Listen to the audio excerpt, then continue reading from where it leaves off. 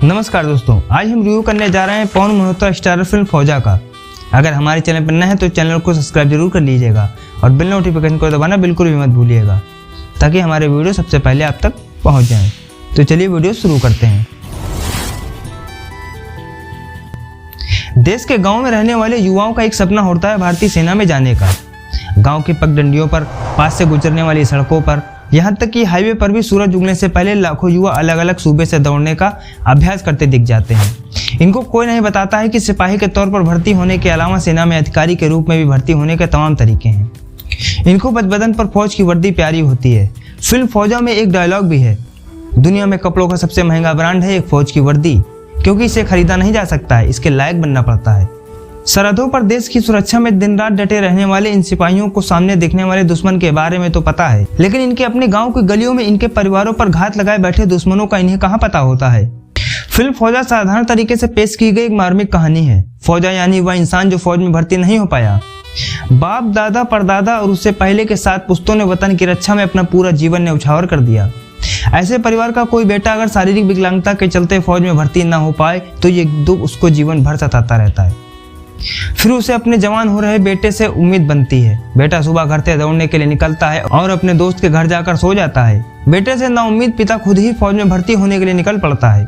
फिर बेटे को अक्ल आती है और अपने दोस्त के संग वक्त बिताना छोड़कर फौज की तैयारी के लिए खुद को तैयार करने की ठान लेता है। साथ में गांव की राजनीति भी चलती है। एक लालची ठेकेदार है जिसकी नजर उस जमीन पर पड़ती है जहां फौजा कपड़े सिलने की दुकान चलाता है।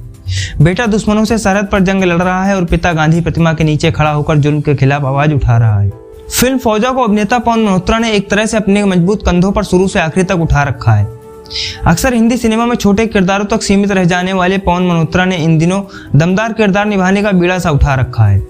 फिल्म सेटर्स में एक दमदार किरदार निभाने के बाद अपनी सेकंड इनिंग्स में उन्होंने पहले ग्रहण और फिर टब्बर जैसी वेब सीरीज में अपने अभिनय का लोहा मनवाया। फिल्म फौजा में वह एक हौसलेमंद दादा से लेकर पहले एक लाचार पिता और फिर अपने बेटे की कामयाबी का ढोल बजाने वाले पिता के रूप में सामने आते हैं।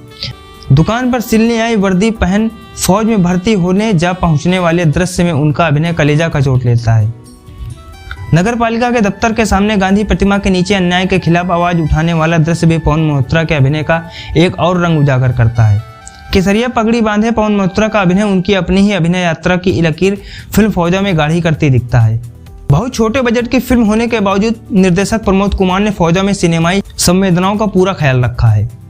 लीड किरदारों के रूप में लिए गए 2 नए कलाकारों कार्तिक धामू और ऐश्वर्या सिंह से उन्होंने बढ़िया काम लिया है।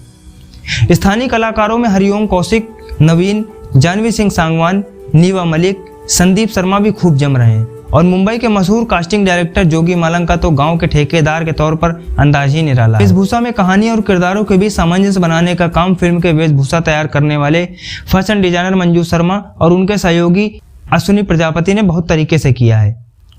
और फिल्म का संगीत तैयार करने वाले युग भूषण ने भी एक क्षेत्रीय फिल्म के हिसाब से बहुत बढ़िया काम किया है। क्षेत्रीय फिल्मों में छोटी छोटी बातें बड़ा असर छोड़ती हैं।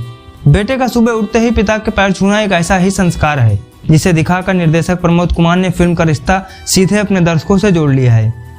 अगर वीडियो पसंद आया तो वीडियो को लाइक और चैनल को सब्सक्राइब जरूर कीजिएगा। मिलते हैं अगले वीडियो में।